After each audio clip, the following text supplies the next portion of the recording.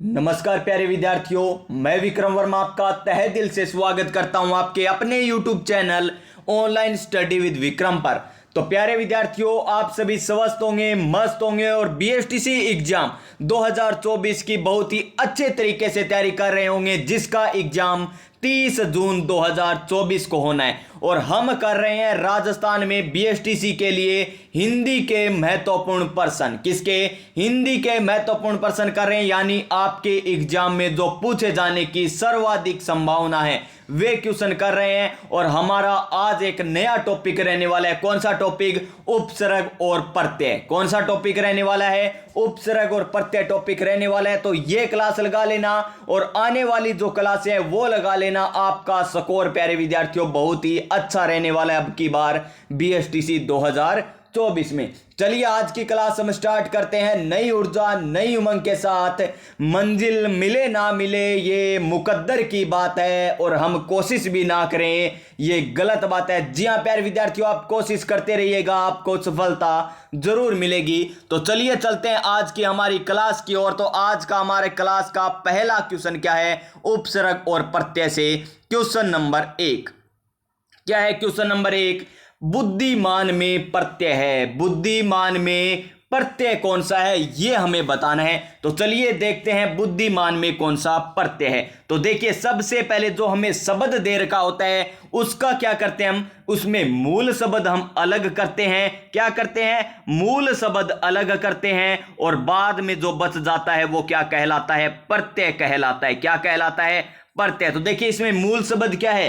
बुद्धि। क्या है मूल शब्द? बुद्धि इसमें मूल शब्द है। क्या है? बुद्धि इसमें मूल शब्द है। तो प्रत्यय कौन सा बच गया? मान प्रत्यय बच गया। कौन सा प्रत्यय बच गया? मान प्रत्यय बच गए। यानी बुद्धिमान में कौन सा प्रत्यय हो जाएगा? मान प्रत्यय हो जाएगा। यानी इस क्वेश्चन का सही आंसर क्या हो जाएगा? Option number C. क्या हो जाएगा? Option number C. देखिए इसका सही आंसर मान हो जाएगा, यानी इसका सही आंसर ऑप्शन नंबर सी। तो चलिए चलते हैं हमारे नेक्स्ट क्वेश्चन, क्वेश्चन नंबर 2 पर। क्या है क्वेश्चन नंबर 2? मेरठ वाला। क्या है क्वेश्चन नंबर 2? मेरठ वाला में कौन सा प्रत्यय ये हमें बताना है। तो क्या करेंगे? सबसे पहले मूल शब्द और प्रत्यय को अलग करते हैं। तो मूल शब्द इसमें क्या है? मेरठ। क्या है मूल शब्द? मेरठ। तो प्रत्यय कौन सा बच जाएगा? वाला प्रत्यय बच जाएगा। कौन सा प्रत्यय बच जाएगा?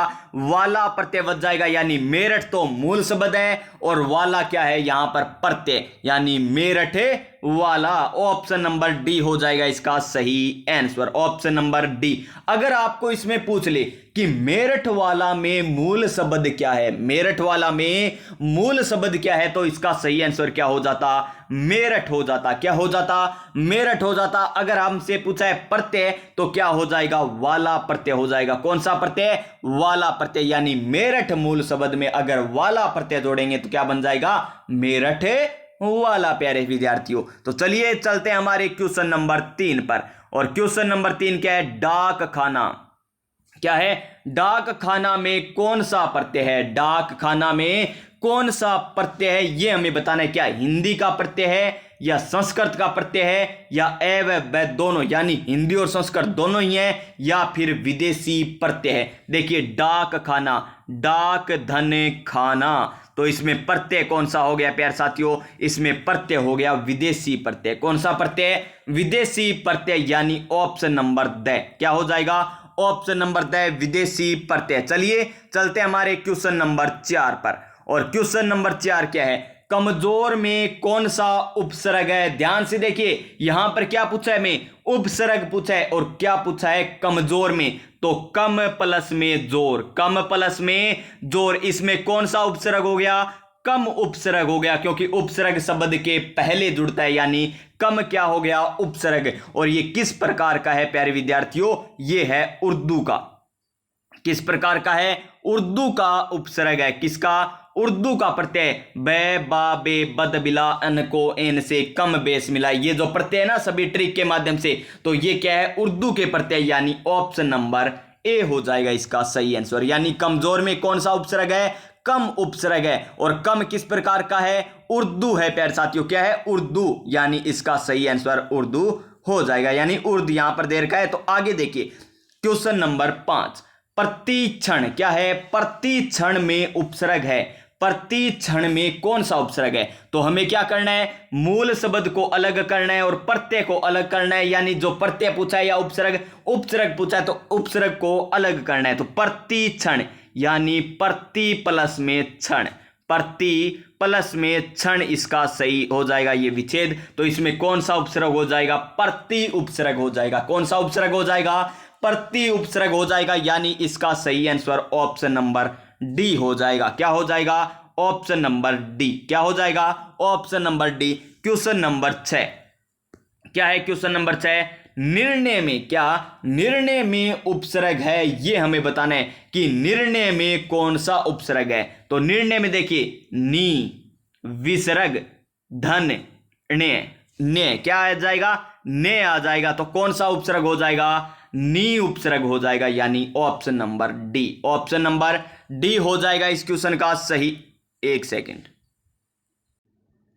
एक सेकंड प्यारे विद्यार्थियों, यहां पर हमने गलत कर दिया। विच्छेद क्या है? निर्णय हमें पूछा है। क्या निर्णय में उपसर्ग पूछा है? तो इसका सही विच्छेद क्या हो जाएगा? निर्धने ने, निर्धने ने हो जाएगा, यानी निर उपसर्ग हो जाएगा। ऑप्शन नंबर बी क्या होगा? ऑप्शन नंबर बी होगा इस क्वेश्चन का राइट आंसर। दोबारा देख लीजिए, निर्णय में हमें क्या पूछा है? उपसर्ग पूछा है, न कि यहां पर संधि विच्छेद पूछा है। क्या पूछा है? उपसर्ग पूछा है, यानी निर इसमें क्या हो जाएगा? उपसर्ग हो जाएगा। अगर संधि विच्छेद करते ना तब वह सही होता प्यारे विद्यार्थियों। क्या होता? सही होता, लेकिन हमें उपसर्ग पूछा है तो क्या हो जाएगा? निर इसमें उपसर्ग हो जाएगा। नेक्स्ट क्वेश्चन क्या है? क्वेश्चन नंबर 7 क्या है? क्वेश्चन नंबर 7, निम्न में से क्या निम्न में से किस शब्द में निर उपसर्ग नहीं है? निर उपसर्ग नहीं है, ये हमें बताना है। तो देखिए नी, धन, रोग, इसमें निर नहीं है उपसर्ग। फिर देखिए निरंबर, ये इसमें है निर उपसर्ग। निर्वाचन निर उपसर्ग, निरंजन में निर उपसर्ग। तो कौन से में नहीं है? निरोग में। किसमें? निरोग में निर उपसर्ग नहीं है, यानी ऑप्शन नंबर ए हो जाएगा इसका सही आंसर। क्या हो जाएगा? Option number 1। क्वेश्चन नंबर 8 क्या है? क्वेश्चन नंबर 8, निम्न में से किस शब्द में एक से अधिक क्या एक से अधिक उपसर्ग है? एक से अधिक उपसर्ग आपको बताने हैं, तो आपको साफ दिखाई दे रहा होगा ऑप्शन नंबर डी। क्या है? निराभिमान। क्या है? निराभिमान, निराभिमान। ये लीजिए, निराभिमान में कौन कौन से उपसर्ग है? निराभिमान में देखिए, एक तो निर उपसर्ग है, फिर बात करें किसकी? अभी की, तो अभी भी इसमें उपसर्ग है। फिर क्या है प्यारे विद्यार्थियों? मान। निराभिमान, निराभिमान, दो उपसर्ग है किसमें? निराभिमान में। इसका सही आंसर ऑप्शन नंबर द हो जाएगा, यानी निराभिमान में दो उपसर्ग है। कौन कौन से? निर और अभी। क्वेश्चन नंबर 9, और क्वेश्चन नंबर 9 क्या है? निम्न में से किस शब्द में परा उपसर्ग नहीं है? कौन सा उपसर्ग नहीं है? परा उपसर्ग किस में नहीं है? देखिए, परा प्लस में अधीन, पराधीन, अधीन दूसरे के अधीन है। देखिए, पराजय, परा और जय क्या है? मूल शब्द। भव मूल शब्द, काष्ठा मूल शब्द। तो किस में नहीं है? पराधीन में, क्योंकि ये दूसरों के अधीन है, यानी पराधीन खुद का अर्थ होता है, इसलिए इसमें उपसर्ग नहीं है। पराधीन का खुद का अर्थ होता है, यानी इसमें उपसर्ग नहीं है। इसका सही आंसर ऑप्शन नंबर ए हो जाएगा। क्या हो जाएगा? Option number A. उपसर्ग शब्द में मूल शब्द है। उपसर्ग में मूल शब्द कौन सा है? तो उपसर्ग में आपको मूल शब्द बताना है। ऑप्शन नंबर ए उप, ऑप्शन नंबर बी क्या है? सर्ग या पसर्ग या उपस। तो इसका सही आंसर क्या होगा? ऑप्शन नंबर बी, क्या? सर्ग। उप तो क्या इसमें उपसर्ग है, और सर्ग में क्या है? ये मूल शब्द हो गया, यानी उपसर्ग। ये तो क्या हो गया? उपसर्ग हो गया। और ये बात करें सर्ग की, तो सर्ग क्या हो गया? मूल शब्द हो गया। क्या हो गया? मूल शब्द हो गया। और हमें मूल शब्द ही पूछा है, तो क्या हो जाएगा? सर्ग, यानी option number B. Option number B इसका सही आंसर हो जाएगा। क्वेश्चन नंबर नेक्स्ट क्या है? क्वेश्चन नंबर नेक्स्ट, पियक्कड़ में, किसमें? पियक्कड़ में हमको मूल शब्द बताना है। पियक्कड़ में हमें मूल शब्द बताना है। क्या पी है, या फिर देखिए पी है, पिय है, या पेय है, या पी है? तो क्या होगा इसका सही answer? Option number D. Option number D बोले तो ऑप्शन नंबर द पी हो जाएगा इसका सही आंसर, पी, यानी option number D. Question number 12 अभाव या नहीं, अभाव या नहीं अर्थ विशिष्ट बनाने वाला उपसर्ग कौन सा है? अभाव या नहीं किसका अर्थ होता है? पर का, आ का, अभी का, तो ए का। तो किसका होता है? ए का होता है। किसका? ए का, यानी ऑप्शन नंबर द हो जाएगा इसका सही आंसर। Option number D. उत्तर देखिए, ए ये ऑप्शन नहीं है, इसका अर्थ है ए मतलब option number the. Question number 13, और क्या है क्वेश्चन नंबर 13? इनमें से किस शब्द में, इनमें से किस शब्द में आ उपसर्ग जुड़ा नहीं है? आ उपसर्ग नहीं जुड़ा, ये हमें बताना है। आघात, ठीक है प्यारे विद्यार्थियों, आघात। आमूल, ठीक है, आ उपसर्ग है। आदित्य, आदित्य नहीं है प्यारे साथियों, इसमें आ उपसर्ग क्या नहीं है? आ उपसर्ग नहीं है। आकार, जी हाँ, कार, आकार। आकार क्या हो जाएगा? कार, तो इसमें मूल शब्द है, और आ क्या हो जाएगा? उपसर्ग, यानी ऑप्शन नंबर से। आदित्य में आ उपसर्ग नहीं है। क्वेश्चन नंबर 14, और क्या है क्वेश्चन नंबर 14? कि निम्न में से किस शब्द में प्रत्यय का सही प्रयोग नहीं हुआ है? प्रत्यय का सही उपयोग नहीं हुआ। तो अभिजात प्लस में ये, जब ये प्रत्यय जुड़ता है तो पहले शब्द का क्या हो जाता है? यहां पर वृद्धि हो जाती है। अगर ए है तो क्या हो जाता है? आ। फिर बात करें किसकी? ई, ई बड़ी ई की बात करें तो ये है, तो क्या हो जाता है? बड़ा ए हो जाता है, यानी ये हो जाता है। तो देखिए, अभिजात का क्या हो जाता?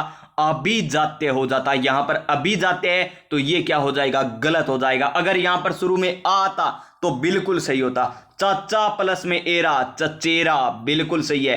राधा प्लस में ए है, राधे है, बिल्कुल सही है। दीति प्लस में ए है तो दैत्य है, ये भी बिल्कुल सही है। तो कौन सा गलत है? Option number A. Option number A क्या दे रखा है हमें? गलत दे रखा है, जिसमें प्रत्यय का सही उपयोग नहीं हुआ है। क्वेश्चन नंबर 15, क्या है क्वेश्चन नंबर 15? इनमें से प्रत्यय रहित शब्द कौन सा है? प्रत्यय रहित शब्द कौन सा है, ये हमें बताना है। विवाद, चलन, लेखक, बिटिया। बिटिया में तो क्या है प्यारे विद्यार्थियों? इया प्रत्यय है। लेखक में कै प्रत्यय हो गया, चलन में न प्रत्यय हो गया, लेकिन विवाद में कोई भी प्रत्यय नहीं है, यानी ऑप्शन नंबर ए हो जाएगा इसका सही आंसर। क्या हो जाएगा? Option number A. Question number 16, क्या है क्वेश्चन नंबर 16? कि निम्नलिखित में से किस शब्द में इत प्रत्यय का प्रयुक्त नहीं हुआ? इत प्रत्यय का प्रयोग नहीं हुआ, यह हमें बताना है। कलंकित, कलंक प्लस में इत, कलंक प्लस में इत, कलंकित, बिल्कुल सही है। आनंदित, आनंद प्लस में इत, आनंद प्लस में इत, बिल्कुल सही है प्यारे विद्यार्थियों। इंसानियत, इंसान प्लस में, इंसान प्लस में इत नहीं हो रहा यहां पर, तो कौन सा सही नहीं है? इंसान प्लस में नियत वाला, इंसानियत वाला, ये सही नहीं है, यानी इस क्वेश्चन का राइट आंसर ऑप्शन नंबर से हो जाएगा। पुष्प प्लस में इत, पुष्पित, ये भी बिल्कुल सही है। इंसानियत में कौन सा इत प्रत्यय नहीं है। क्वेश्चन नंबर 17, और क्वेश्चन नंबर 17 क्या है? इनमें से, क्या इनमें से निम्न, ये ऑप्शन दे रखे, इनमें से किस शब्द में उपसर्ग और प्रत्यय दोनों जुड़े हुए हैं? उपसर्ग और प्रत्यय दोनों जुड़े हुए हैं। देखिए, बेरहम में तो बे उपसर्ग है, क्या है? बे उपसर्ग है। बिकाऊ, ऊ क्या है? यहां पर प्रत्यय है प्यारे विद्यार्थियों। लाजवाब में ला पर उपसर्ग हो गया। और अकथनीय की बात करें तो इसमें ए तो क्या हो गया? ए तो हो गया क्या? उपसर्ग। और ई है, यहां पर देखिए ये आ रहा है, क्या? ई आ रहा है, क्या आ रहा है? ई है। ये क्या है यहां पर? प्रत्यय, यानी ऑप्शन नंबर द हो जाएगा इसका सही आंसर, जिसमें उपसर्ग भी है और प्रत्यय भी है, यानी ऑप्शन नंबर द, अकथनीय में। फिर है क्वेश्चन नंबर 18, और क्या है क्वेश्चन नंबर 18? किस विकल्प में उपसर्ग से रहित शब्द है? उपसर्ग से रहित शब्द हमें बताना है, किस में है? तो देखिए, प्राज्य, प्राभव, प्रायाण, अकाल, अथल, अपड, कुगड़ी, कुगड़ी, कुपुत्र, कुठोर, दुश्चिंता, दुष्कर्म, दुस्साहस। तो इसका सही आंसर क्या हो जाएगा? Option number 1। क्या हो जाएगा? ऑप्शन नंबर 1 हो जाएगा, क्योंकि इसमें उपसर्ग नहीं है। किसमें? देखिए, पराजय, पराजय में तो है। पराभव है, प्रायाण में उपसर्ग नहीं है। क्या? प्रायाण में उपसर्ग नहीं है, ये रहित हो जाएगा। अकाल में है प्यारे विद्यार्थियों ए। फिर इसकी में बात करें, एथल में ए उपसर्ग रहा, अनपढ़ में अपढ़ में ए रहा, कुगड़ी में कु, फिर कुपुत्र में कु, फिर कुठोर में कु रहा, दुश्चिंता में दूसरा, फिर दुष्क्रम में दूसरा, दुस्साहस में दूसरा, यानी इन सभी में क्या है, उपसर्ग है, लेकिन इसमें उपसर्ग नहीं है, यानी ऑप्शन नंबर ए हो जाएगा इसका सही आंसर। क्वेश्चन नंबर 19, और क्वेश्चन नंबर 19 क्या है? क्वेश्चन नंबर 19 है कि आ प्रत्यय से निर्मित हिंदी करदंत शब्द समय है। हिंदी करदंत शब्द समय ये हमें बताना है, आ प्रत्यय से निर्मित। तो देखिए आ प्रत्यय से आघेरा, अछापा, प्रत्यय बताने देखिए घेर, ठीक है, प्लस में आ प्रत्यय घेरा, फिर छाप प्लस में आ छापा, उतार प्लस में आ प्रत्यय, ठीक है, झटक प्लस में आ झटका, यानी घेरना, छापना, उतारना, झटकना, ये क्या है, करदंत शब्द है प्यारे विद्यार्थियों। क्या है? करदंत प्रत्यय, क्योंकि इसके आगे न लगाने पर क्या बन रही है क्रिया, जैसे घेरना हो गया, छापना हो गया, उतारना हो गया, झटकना हो गया। फिर देखिए फेर प्लस में आ फेरना, भूख प्लस में आ भूखना, ये कोई शब्द नहीं होता, ये तद्धित हो गया। फिर देखिए जोड़ना, तोड़ना, बोझना, धोना, ये शब्द नहीं है। झगड़ना, टोटना, बैठना, चूरना, टोटना क्या है प्यारे विद्यार्थियों, तद्धित हो जाएगा। तो देखिए इसका ऑप्शन नंबर ए हो जाएगा सही आंसर। क्या हो जाएगा? Option number A. Question number 20, और क्वेश्चन नंबर 20 आज का हमारा अंतिम क्वेश्चन क्या है? सह उपसर्ग से निर्मित शब्द नहीं है। सह उपसर्ग से निर्मित शब्द नहीं है। सोधारण, सहानुभूति, सोलास या सहित। तो इसका सही आंसर क्या हो जाएगा प्यारे विद्यार्थियों? लिखना है आपको कमेंट बॉक्स में। अगर आपने अंत तक क्लास देखी है तो सह उपसर्ग से निर्मित शब्द नहीं है, इसका कमेंट बॉक्स में उत्तर बताना है कि इसका सहित आएगा, सोल्लास आएगा, या सहानुभूति आएगा, या सोधारण आएगा। तो लिख दीजिए इसका आंसर कमेंट बॉक्स में। तो प्यारे विद्यार्थियों आप सभी स्वस्थ रहिएगा, मस्त रहिएगा और अपनी अपनी तैयारी में व्यस्त रहिएगा। मिलते हैं नेक्स्ट क्लास में, तब तक जय हिंद, जय भारत।